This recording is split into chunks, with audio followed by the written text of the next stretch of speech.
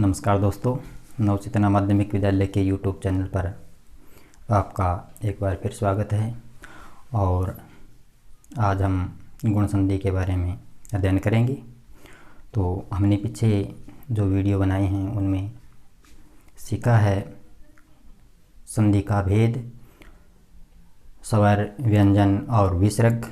तो स्वर संधि के भेद के बारे में हम पढ़ रहे थे, दीर्घ स्वर संधि, और उसके बाद हम पढ़ेंगे गुण स्वर संधि। तो देखते हैं गुण स्वर संधि के बारे में। गुण स्वर संधि सबसे पहले ए और आ, इसके बाद ई या बड़ी ई हो तो इन दोनों के स्थान पर ए होगा।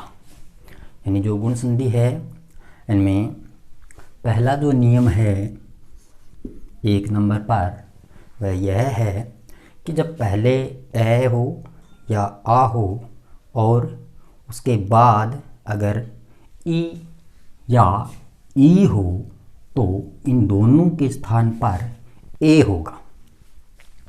दूसरा जो नियम हमारा ये है गुण संधि के बारे में, अगर पहले ए या आ हो और उसके बाद उ या फिर ऊ हो, यानी छोटा ऊ या फिर बड़ा ऊ हो, तो इन दोनों के स्थान पर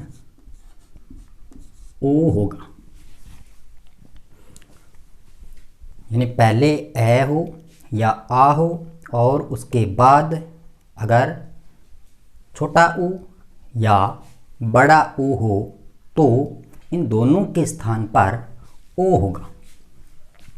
तीसरा जो हमारा नियम यह है कि अगर पहले ए हो या आ हो और इसके बाद री हो, तो अगर पहले ए या आ और उसके बाद अगर री हो तो इनके स्थान पर होगा। तो यह है ए की मात्रा, ओ की मात्रा और ऊपर रे, यानी कोई शब्द होगा उसके ऊपर रे। तो हमारी जो गुण संधि है, गुण संधि की जो पहचान है, पहचान कोई भी अगर शब्द होगा उस शब्द के ऊपर, यानी कोई भी उदाहरण होगा परीक्षा में अगर आ जाए, जैसे रमेश, तो जो बीच का शब्द है, हमारा जो बीच का वर्ण है मैं, इस पर मात्रा है ए की। इसी प्रकार एक और उदाहरण देखते हैं, जैसे ज्ञानोदय। जो हमारा उदाहरण है ज्ञानोदय, इस शब्द के बीच में जो मात्रा है वह ओ की है। इसी प्रकार हम एक उदाहरण और देखते हैं, जैसे सप्त, ऋषि, यानी जो वर्ण है उसके ऊपर जो सी वर्ण है उस पर री की मात्रा है, अर की मात्रा है, यानी ऊपर र है। तो इसकी सीधी सी पहचान ये है, गुण संधि की जो मात्रा मिलेगी वो पहले एक मात्रा ऊपर ओ की मात्रा और ऊपर र, यानी यह गुण संधि की पहचान है। अगर कोई शब्द, उस शब्द के बीच में अगर ए की मात्रा, ओ की मात्रा और ऊपर र होगा तो वह संधि गुण संधि होगी।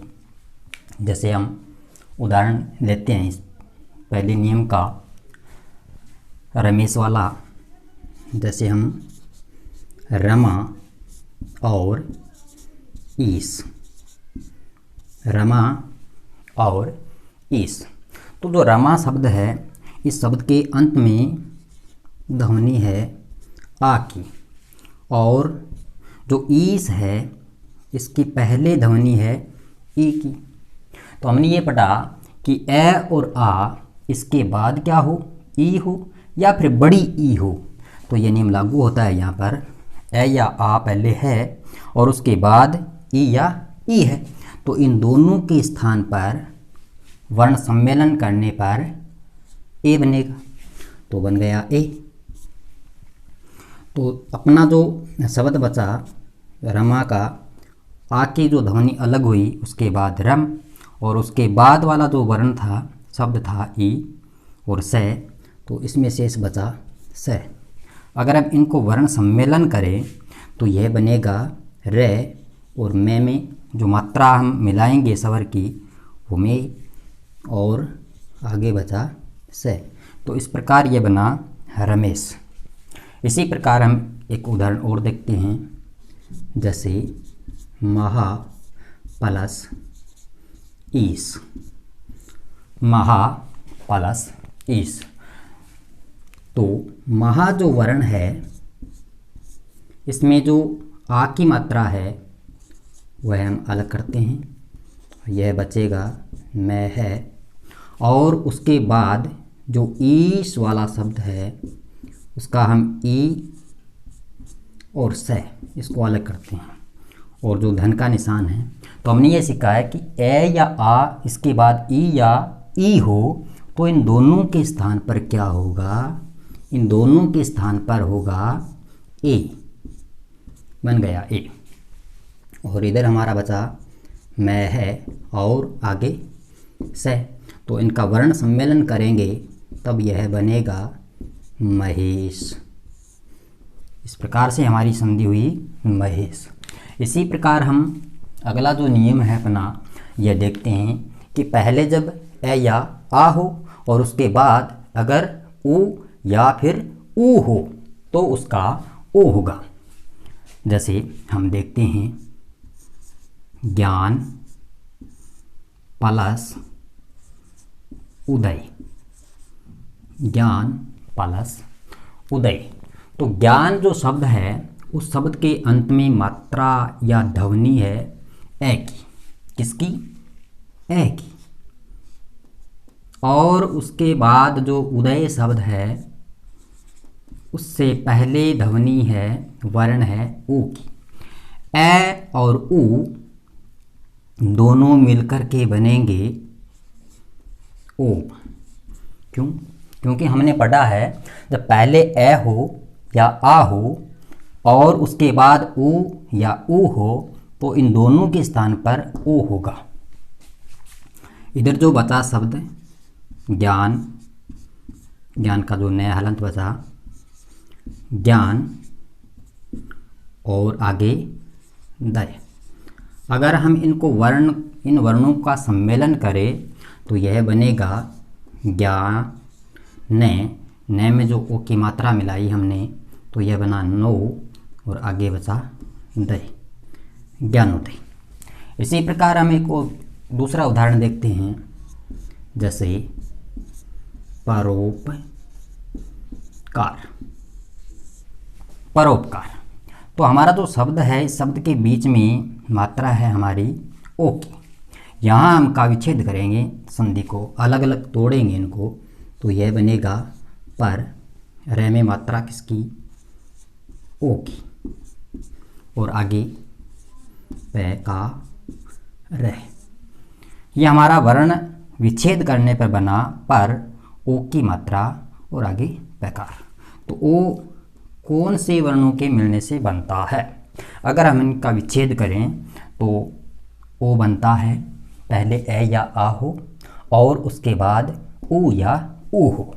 तो हम पहले ए या आ इसमें जोड़ेंगे और उसके बाद लिखेंगे छोटा ऊ या फिर बड़ा ऊ, यानी पर, पैर, रे में ए की मात्रा जोड़ेंगे या फिर आ की मात्रा जोड़ेंगे। और जो पकार है हमारा इनसे पहले ऊ छोटा लगाएंगे या फिर बड़ा लगाएंगे, वो देखेंगे। अब बनाएंगे हम पैर, रे में जो मात्रा है हलंत है, इसमें ए की मात्रा लगाएंगे तो यह बनेगा पर। इस शब्द का अर्थ होना चाहिए कुछ न कुछ।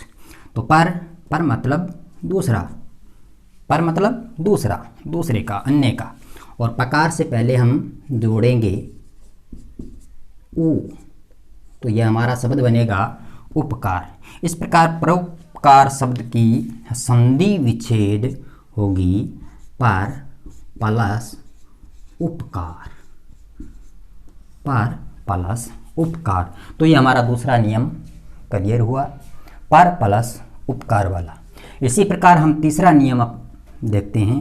पहले ए या आ हो और उसके बाद री हो। पहले ए या आ हो और उसके बाद अगर री हो तो अर बनेगा।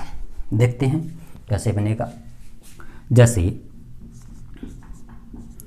सप्त और उसके बाद ऋषि,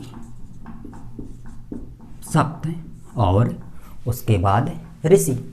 तो हमारा ये नियम यहाँ लागू होता है कि जो शब्द है उसके पहले क्या है, सप्त, तय में क्या है ए, और उसके बाद क्या है री।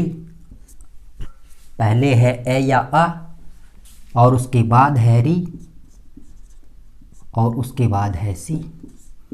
तो इन दोनों के स्थान पर बनेगा अर, और यह बच गया सप्त और आगे बचा सी। अगर हम इनका वर्ण सम्मेलन करें, अगर हम इनको मिलाएं आपस में, तो यह बनेगा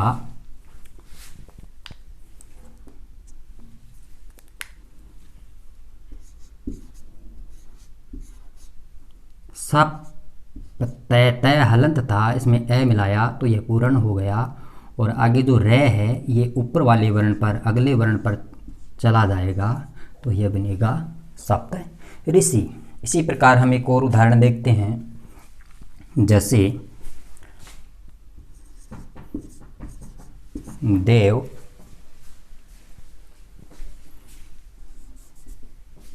इधर देखते हैं हम, देव प्लस ऋषि, देव प्लस ऋषि। तो देव के जो व में ए है इसको हम करेंगे अलग, और उसके बाद है ऋषि का री और आगे सी। तो इन दोनों को वर्ण सम्मेलन करेंगे बाद में। पहले ये देखते हैं हम, ए या आ के बाद री हो तो अर बनेगा। तो हम बनाएंगे देव का व हलंत, ए के बाद री हो या आ के बाद री हो तो बनेगा अर और आगे है सी। अगर हम इनका वर्ण सम्मेलन करेंगे, अगर हम इनको मिलाएंगे तो यह बनेगा दे व जो हलंत था इसमें ए की मात्रा मिली, यह पूर्ण हो गया। और आगे जो रे था यह इस प्रकार से हम लिखेंगे और आगे बचेगा सी। तो इनको हम, कोई भी वर्ण है यह अपने अगले वर्ण पर, यानी जो रे है यह अपने अगले वर्ण पर चला जाएगा, तो इनको हम शुद्ध लिखेंगे देव ऋषि, देव ऋषि। इस प्रकार यह अपनी जो गुण संधि है यह पूर्ण हुई। और मुझे आशा नहीं, पूर्ण विश्वास है कि आप इस गुण संधि को अच्छी प्रकार से सीख पाए होंगे। नहीं सीख पाए तो भी, या सीख पाए हैं तो भी अपने कमेंट के माध्यम से मुझे अवगत कराना, ताकि मैं अगला वीडियो इससे अच्छा भी बना सकूं।